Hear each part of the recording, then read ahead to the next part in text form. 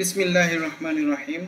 আজকে আমরা কথা বলবো এক্সেলের ইন্টারফেস নিয়ে, অর্থাৎ ইন্টারফেসে কি কি অপশন থাকে এবং কি কি অপশন দিয়ে কি কি কাজ করা যায়, এই বিষয়গুলো নিয়ে আজকে আমাদের ভিডিওটি থাকবে। তো চলুন আর কথা নয়, আমরা শুরু করে দিই।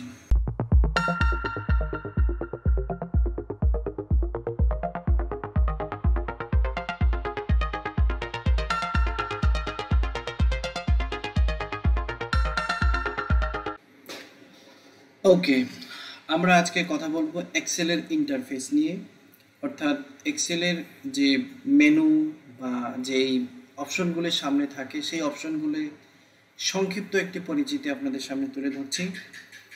তো এক্সেল ওপেন করার পরে সর্বপ্রথম আমাদের যে বিষয়টি খেয়াল রাখতে হবে সেটি হচ্ছে এই যে ওয়ার্কবুকটা আমরা ওপেন করেছি এটি অবশ্যই আপনাকে সেভ করতে হবে একটি নির্দিষ্ট জায়গায়। তো আমি সেভ করছি। তো সেভের দেখেন দুইটি অপশন রয়েছে, একটি সেভ এবং একটি সেভ অ্যাজ। তো আমরা প্রথমে সেভ অ্যাজটা দিয়ে নিচ্ছি। আমরা আমাদের এই যে ফাইলটি এটি একটি নাম দিয়ে নিচ্ছি, এক্সেল টিউটোরিয়াল। এটি আমরা নির্দিষ্ট একটি জায়গায় সেভ করে রাখছি। Browse open channel view Excel, yes, এই জায়গাতে আমরা এটা সেভ করে রাখছি। এরপরে উপরে রয়েছে quick access toolbar, Q A D, quick access toolbar. Quick access toolbar দিয়ে কি কাজ হয়? এখানে new, open, save, email, quick point, print, preview and print, spelling, undo, redo ইত্যাদি এই যে অপশনগুলো রয়েছে এটি কুইক অ্যাক্সেস করার জন্য এই বারটি রয়েছে। এবং এর নিচে রয়েছে মেনুবারের ভিতরে home, insert, draw, page layout, formula, data, review, view ইত্যাদি রয়েছে। একটি ট্যাবের মধ্যে এটি রয়েছে। এবং এই যে মেনুবারটি চাইলে আপনি এই হাইড করে দিতে পারবেন।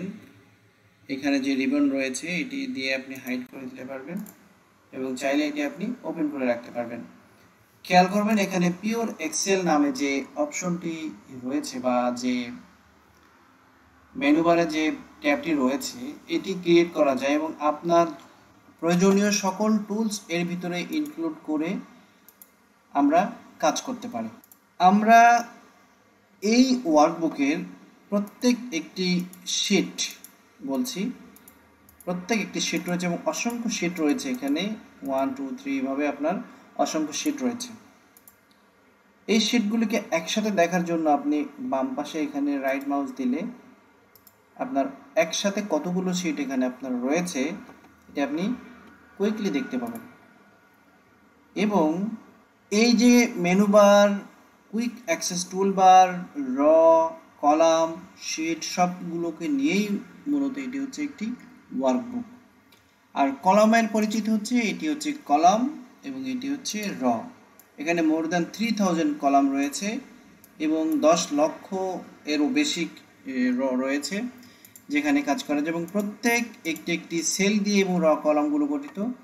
একটি সেল, এই সেলে অসংখ্য রেকর্ড আপনি সংগ্রহ করে রাখতে পারবেন এবং প্রত্যেকটি সেলের আলাদা আলাদা নাম রয়েছে।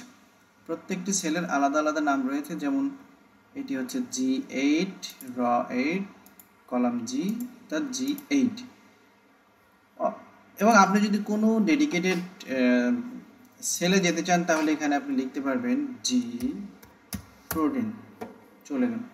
এখানে যে বারটি রয়েছে এটি হচ্ছে ফর্মুলা বার, অর্থাৎ আমরা যদি কোনো ফর্মুলা এখানে আমরা ফর্মুলা নিয়ে কাজ করি, ফাংশন নিয়ে কাজ করি, তাহলে সেই ফাংশনটি এই যে বারটি রয়েছে এটি বড় ছোট করা যায়, এই বারের ভিতরে শো করবে। ফর এক্সাম্পল আমরা ইকুয়াল টু নেম বক্স, ওকে, দেখুন এখন আমি যে সেলটি ক্লিক করে রেখেছি এটি হচ্ছে নেম বক্স, ডিরেক্ট যে সেলের ভিতরে রয়েছে সেটি শো করছে এবং সেকেন্ডটি হচ্ছে একটি ফর্মুলা শো করছে, অর্থাৎ ফর্মুলা বারে যদি কোনো ফর্মুলা ইউজ করা হয় তাহলে ফর্মুলা বারে সেই ফর্মুলাটি কেবল শো করবে।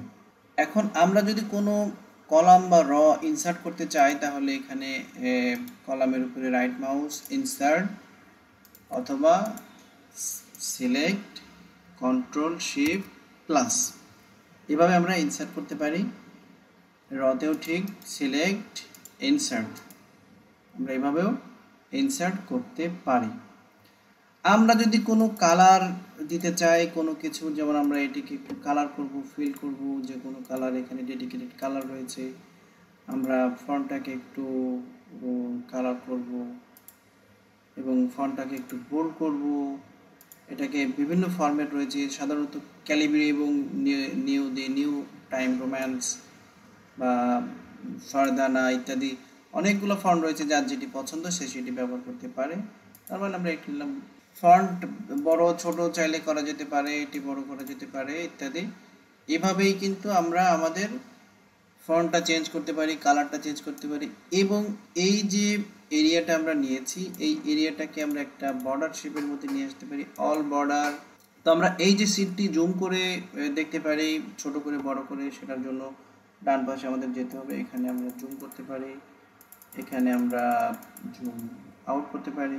এখন হচ্ছে যে আমাদের প্রিন্ট করার জন্য যে অপশনটি ব্যবহার করা প্রয়োজন সেটি হচ্ছে প্রথমত প্রিন্ট করার জন্য পেজ সেট আপ করে নিতে হবে। পেজ সেট আপ করার জন্য আমরা পেজ লেআউট ব্যবহার করব, ট্যাবটি কর্নারে ক্লিক করব। দেখুন এখানে পেজ সেট আপের জন্য ফার্স্টে পেজ রয়েছে, অর্থাৎ পেজটা আমি পোর্ট্রেটে রাখবো নাকি ল্যান্ডস্কেপে রাখবো, অ্যাডজাস্ট কত পার্সেন্ট থাকবে, বাই ডিফল্ট 100% থাকে। আমরা পেপারটা এখান থেকে সেট করে দেব, বাই ডিফল্ট আমাদের এখানে রয়েছে A4।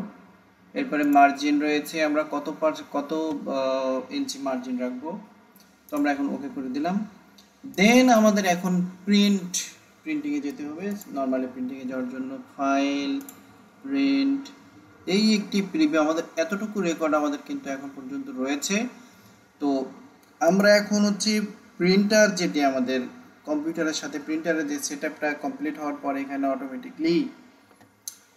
অটোমেটিকলি আপনার প্রিন্টার শো করবে। আমরা প্রিন্টারটা সিলেক্ট করে দেন আমরা আমাদের যদি কোনো ডেডিকেটেড পেজ নাম্বার আমরা নিতে চাই সেখানে আমরা দিব, অর্থাৎ সেটি দিয়ে আমরা এখানে যেমন 1 2 1 আমরা এভাবে দিয়ে আমরা কত কপি নিতে চাই, নাম্বার অফ কপিজ, আমরা 10 কপিজ নিতে চাই সেম পেজ, দেন আমরা 10 এখানে লিখব অ্যান্ড দেন প্রিন্ট। আজকের ভিডিওটি ছিল এই পর্যন্ত। আমরা পরবর্তীতে আপনাদের জন্য নিয়ে আসছি আরও অনেক চমৎকার ভিডিও টিউটোরিয়াল, যেটি অত্যন্ত প্রাঞ্জল ভাষায় আপনাদের উপকার হবে আশা করছি। ধন্যবাদ, ভালো থাকবেন সবাই, আল্লাহ হাফেজ।